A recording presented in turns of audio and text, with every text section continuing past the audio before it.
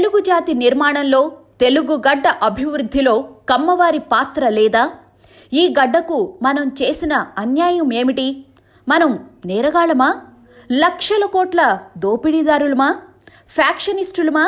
అధికారాన్ని దుర్వినియోగం చేశామా? జాతి సంపదను దోచేశామా?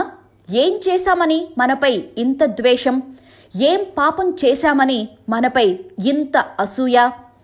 ఏ రంగంలోనైనా కష్టాన్ని నమ్ముకున్నాం, వ్యాపారాలు చేశాం, నలుగురికి ఉపాధి చూపాం, రాజకీయాలు చేశాం, బలహీన వర్గాలను రాజ్యాధికారంలో భాగస్వాముల్ని చేశాం, మీడియాలు నడిపాం, సమాజంలో చైతన్యాన్ని నింపాం. ఇదేనా మనం చేసిన నేరం? ఈ మధ్య ఓ సోదరుణ్ణి కలిశా. అతను 20 ఏళ్ల క్రితం ఓ సామాన్య ఉద్యోగిగా జీవితం ప్రారంభించాడు.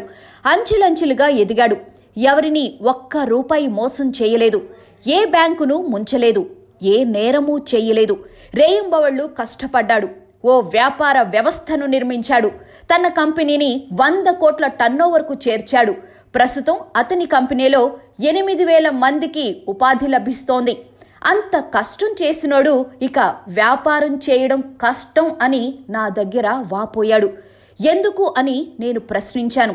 ఏం చెబుతాం, కమ్మ అని బయట చెప్పుకోవాలంటే భయం వేస్తోంది. పెళ్లిళ్లకు వెళ్ళినా, పేరంటాళ్లకు వెళ్ళినా, నలుగురిలో కలిసినప్పుడు ఏ కులం అని అడిగి మాట్లాడే దుస్థితి వచ్చేసింది.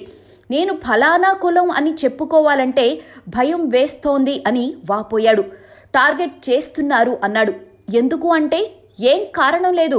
కమ్మ అంటే దోపిడీదారులుగా, దొంగలుగా, మోసగాళ్లుగా, నమ్మగూడని వాళ్లుగా చిత్రీకరిస్తున్నారు అని ఆవేదన వ్యక్తం చేశాడు. ఎవరు ఈ ప్రచారం చేస్తోంది అంటే కమ్మవాడిపై అసూయ, ద్వేషంతో రగిలిపోతున్న వాళ్లే. కమ్మవాళ్ల ప్రతిభను, తెలివితేటలను తట్టుకోలేని దుర్మార్గులు ఇలా దొడ్డిదారిలో దెబ్బ కొట్టే ప్రయత్నం చేస్తున్నారు. తెలంగాణ ఉద్యమం వాస్తవానికి రాష్ట్ర ఉద్యమం కాదు. అది కమ్మవాళ్ల వ్యతిరేక ఉద్యమం. రాజకీయంగా నేరుగా మనల్ని ఎదుర్కోలేని దద్దమ్మలు ప్రజల్లో సెంటిమెంట్ను రాజేసి దాని ద్వారా కమ్మ జాతిపై దుష్ప్రచారం చేశారు. ఏం, హైదరాబాదులో రెడ్లు, వెలమలకు ఆస్తులు లేవా? 100 కోట్ల విలువ చేసే భూములు వాళ్లకు లేవా? వాళ్లకు వ్యాపారాలు లేవా? రాజ్యాధికారం లేదా? వాళ్ళెవరికీ లేని అవకాశాలు, ఆస్తులు, వ్యాపారాలు కమ్మవాళ్లకు మాత్రమే ఉన్నాయా? ఆయా రంగాల్లో కమ్మవారు ఎంతమంది ఉన్నారు? రెడ్లు, వెలమలు ఎంతమంది ఉన్నారు? కొన్ని విషయాల్లో కమ్మవాళ్లకు ప్రతిభ ఉండొచ్చు, మరికొన్ని విషయాల్లో రెడ్డి, వెలమలకు ప్రతిభ ఉండొచ్చు. మన ప్రతిభ ఆధారంగా మనం వ్యాపారం, రాజకీయం, సినిమా, మీడియా రంగాల్లో ఎదిగిన మాట వాస్తవం. టీఆర్ఎస్ అధికారంలోకి వచ్చాక హైదరాబాద్ సంపదను వెలమ ధరలు దురాక్రమణ చేస్తోంది నిజం కాదా?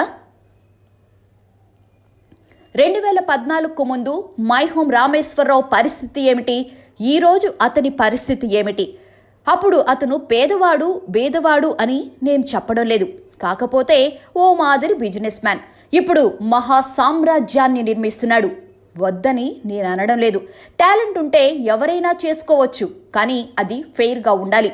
1982లో ఎన్టీఆర్ పార్టీ పెట్టక ముందు కూడా కమ్మవాళ్లు వ్యవసాయం, వ్యాపారం రంగాల్లో ఉన్నత స్థితిలో ఉన్నారన్నది చరిత్ర చెబుతోన్న సత్యం. కేవలం అధికార సహకారం ఉంటేనే ఎదిగిన కులం కాదు మనది. మరి రామేశ్వరరావు, ప్రతిభా శ్రీనివాసరావు లాంటి వాళ్లు పూర్తిగా అధికార అండదండలతో ఎదుగుతున్నది నిజం కాదా? వైఎస్ రాజశేఖర రెడ్డి హయాంలో భాగ్యనగరాన్ని కొల్లగొట్టింది రాయలసీమ రెడ్లు కాదా? అంత విచ్చలవిడిగా, అంత విశృంఖలంగా ఎన్టీఆర్, చంద్రబాబు హయాంలలో ఎప్పుడైనా జరిగాయా? కమ్మవాళ్లు ఇంతలా ఎప్పుడైనా బరి తెగించారా? మన కులంలో కూడా అక్కడక్కడ కొన్ని చీడ పురుగులు ఉండొచ్చు, కానీ మెజారిటీ ఎలా ఉన్నారన్నది లెక్క. రాజకీయంగా, మీడియా పరంగా, సామాజికంగా మనం ప్రతిభావంతులం. కొన్ని కులాలకు ఇది కంటగింపుగా మారింది. తెలంగాణ ఉద్యమం పేరుతో రాజకీయంగా దెబ్బతీశారు. అప్పట్లో టీఆర్ఎస్కు అనుకూలంగా టీడీపీలో ఉండి కోవర్ట్ ఆపరేషన్లు చేసిన చాలా మంది నాయకులు నాకు తెలుసు. ఇప్పుడు ఆఫ్ ద రికార్డు సంభాషణల్లో వాళ్లను కదిలిస్తే కుమిలి కుమిలి ఏడుస్తున్నారు. టీడీపీలో వాళ్లకు లభించిన గౌరవం, స్వేచ్ఛ, స్వతంత్రత గుర్తు చేసుకుని ఎక్కి ఎక్కి ఏడుస్తున్నారు. ఇది బయటకు ఒప్పుకోకపోవచ్చు, కానీ వాళ్ళ అంతరాత్మలకు తెలుసు. అఫ్కోర్స్ ప్రస్తుతం వాళ్ళంతా అంతరాత్మలను చంపేసుకుని బతికేస్తున్నారనుకోండి. ఇక మీడియా విషయానికి వద్దాం. మీడియా నిర్వహణ ఎంత కష్టమైనదో నాకు బాగా తెలుసు. నేను ఒక మీడియాలో పనిచేసిన వాడినే. కమ్మవాళ్ల నిర్వహణలో ఉన్న మీడియా సంస్థలు ఇప్పుడు టార్గెట్ అవుతున్నాయి. టీవీ9 ఉదంతమే దీనికి నిదర్శనం. 5 ఏళ్లలో చేసిన అక్రమార్జనతో ఇప్పుడు టీవీ9ను కొనేశారు. 15 ఏళ్ల రవిప్రకాష్ కష్టానికి నోట్ల కట్టలతో వెలకట్టారు.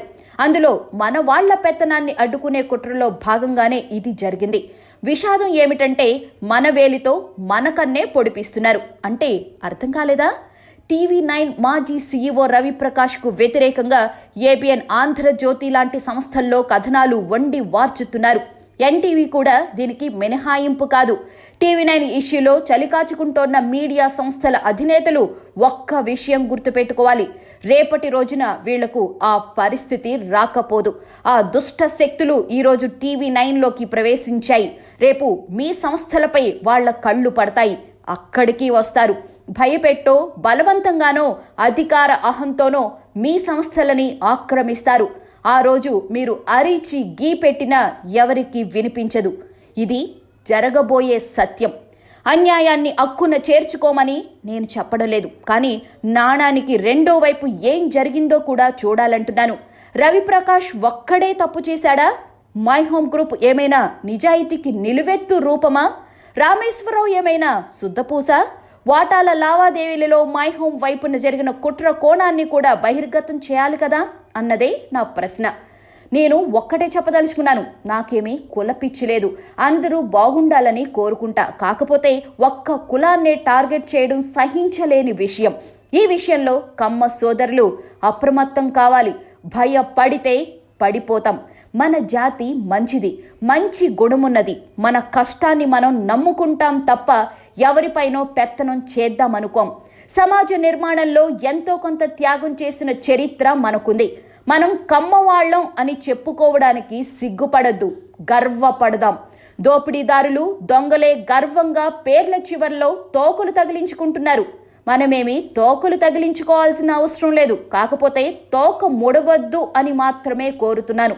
వ్యవసాయం, వ్యాపారం, మీడియా, సినిమా, రాజకీయం, ఇందులో ఏది చేయాలన్నా ధైర్యం కావాలి. ఆ ధైర్యంతోనే ఇన్నాళ్ళు అన్నీ చేశాం. ఇక ముందు కూడా మన తెలివి, తెగువే మన ఆయుధాలు.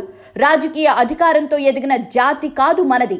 ఈ జాతి కోసం, ఈ గడ్డ కోసం కాస్తో కూస్తో నిస్వార్థంగా సేవ చేసిన కమ్మ మహనీయుల వారసులం మనం. అందుకే గర్విద్దాం. మనపై జరుగుతోన్న దుష్ప్రచారాలను తిప్పికొడదాం. మనపై తప్పుడు ప్రచారాన్ని ప్రశ్నిద్దాం, నిలదీద్దాం. ఆ ప్రచారం తప్పు అని గట్టిగా, సవివరంగా, ఆధార సహితంగా మిగతా సమాజానికి అర్థమయ్యేలా